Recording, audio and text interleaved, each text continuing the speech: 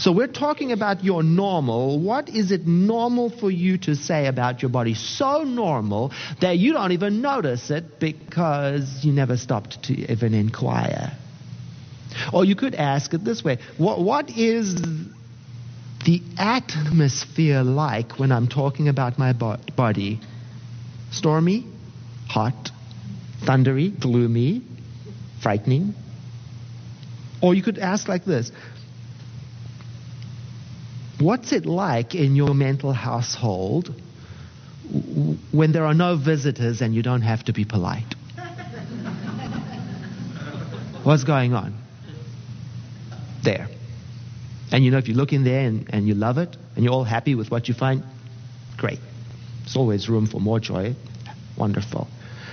If you look in there and you find, no, you're not that happy, well, then that means the work starts now. So you roll up your sleeves and you get ready for some house cleaning. I was imagining some kind of spiritual house cleaning product, with a label that says, stops negativity, eliminates damage, fights truth decay, Yeah. It's old, but I like to use it, It's right up there with for better mental hygiene, Yeah. And it would be great if there was such a thing.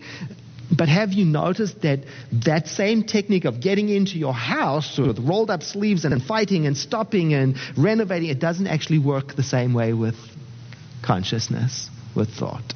Even trying to change a thought, good luck. Yeah. I mean, in my experience, once a thought is thunk, there it is. There's no going back to pull it back to rethink it. No, there's not even an option of letting it go. You know what I mean? Realizing this was such a relief for me because I discovered something better than going on into my mental household with my sleeves all rolled up, ready for combat. I'm going to change my mind.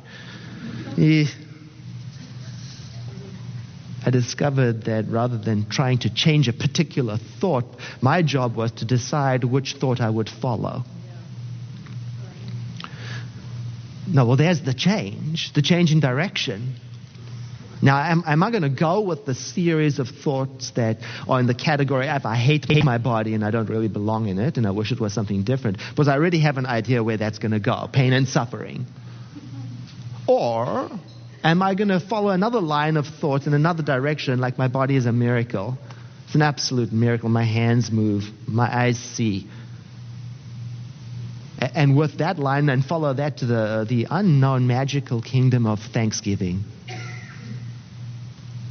Why not? Later today, Stephen's going to sing a song from the classic movie White Christmas, Count Your Blessings, because the lyrics are exactly about this. The redirection of our consciousness through applying gratitude practice. Redirecting your awareness as a way of activating your sense of wholeness. Or another way of saying it is, in moments like this, your option is entertain better guests in your mental household. Who are you hanging out with? Or, another way of saying it,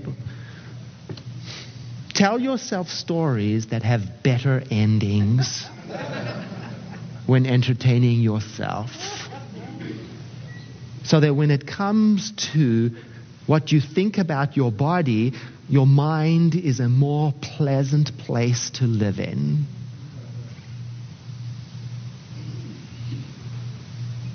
Now, I'm not talking about developing a sense of denial about what's going on. If you've got a medical problem, attend to it. I'm talking about developing a friendlier mind to live in while you deal with the medical problem. Metaphysics is not about denying what's going on in the world. I don't know where that came from. It's about dealing with it. I know from experience, I bet there are people right here who know, it's tough. It's tough to practice gratitude and appreciating when something goes wrong in your body. It's tricky to follow the line of thought that leads to peace when you've got a raging temperature and an infection that hurts. That's why we need each other. Sometimes I can't do it for myself, so you do it for me. And sometimes when you can't do it for yourself, then somebody does it for you. That's what community, spiritual community is for. I can't think peace now. You do it for me. Thank God there's only one mind. And I bet some of you know this, just how scary it is to have something happen in your body that you didn't expect and you don't understand. And fear floods in. And you know, I know even when people are doing it for me, I know if I can just find that narrow opening, if I can just slip in, if I can just get myself to spot something I can be grateful for and follow it, then I can help what is going on inside while I'm getting help on the outside. And that's the best approach, you know. I learned that technique from the gospel story of Jesus. Give thanks first, even if what you've got is not enough. From the story about him feeding the hungry followers, if you don't know the story, he was out teaching on the hillside and they all followed him. And before you knew it, there it was lunchtime. Everybody was hungry and there was no vending machines and no way to feed them all. So he sends his disciples out to go gather what resources might be. Then they come back with some bread and fish. Clearly, completely, idiotically inadequate. Maybe you've been there. I have.